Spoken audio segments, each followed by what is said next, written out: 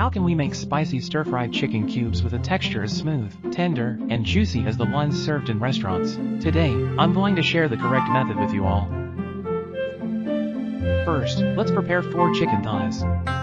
Many people prefer using chicken breast, but chicken thighs have a more tender texture. Now, let's clean the chicken thighs thoroughly. In a bowl, pour a spoonful of flour. Then add an appropriate amount of water. Fresh chicken thighs should not be blanched. Rub and wash the chicken thighs in the flour-water mixture. The stickiness of the flour will absorb any dirt or impurities on the chicken thighs. Next, rinse the chicken thighs thoroughly with clean water. Continue to rinse and wash the chicken thighs a few times. Remove any flour and dirt from the surface of the chicken thighs. Keep rinsing until the water in the bowl becomes clear and clean. Next, let's remove the meat from the chicken thighs. Start by making a circle at one end of the chicken thigh. Then, cut the chicken thigh in half from the center. Keep cutting until you reach the depth of the bone. Now, gently turn the chicken meat over with your hand. Use scissors to cut off all the chicken meat. This will separate the complete chicken thigh bone. Then, let's cut the separated chicken thigh meat into evenly sized cubes. Place the diced chicken thigh meat in a large bowl. Add a spoonful of salt to the bowl. Then add a spoonful of chicken bouillon. Next, add a spoonful of pepper and a spoonful of cornstarch. Finally, add a spoonful of soy sauce.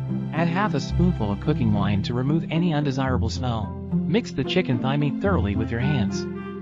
Let it marinate in the bowl for about 10 minutes. Let's prepare a few green bell peppers and slice them into rings. Place the sliced green bell peppers in a plate for later use. Next, prepare a few red bell peppers and slice them into rings as well. Put the sliced red and green bell peppers together in the plate. Prepare a few garlic cloves. Chop the garlic into coarse pieces. Then, prepare a piece of clean, peeled ginger. Cut the ginger into small pieces. Put the chopped garlic and ginger in a plate for later use. Now, let's start heating the oil in the wok. When the oil in the wok is hot, add the chopped garlic and ginger. Stir-fry the garlic and ginger until fragrant. Then, add the marinated chicken thigh meat to the wok. Quickly stir-fry the chicken thigh meat in the wok. Remember to use high heat throughout the process. Stir-fry until the chicken thigh meat changes color. Add a spoonful of soy sauce to the wok. Then, add an appropriate amount of oyster sauce. Continue stir-frying the chicken thigh meat on high heat. This will allow the chicken thigh meat to absorb the flavors better. While stir-frying the chicken thigh meat, do not cover the wok with a lid. Otherwise, the chicken meat may become tough and dry.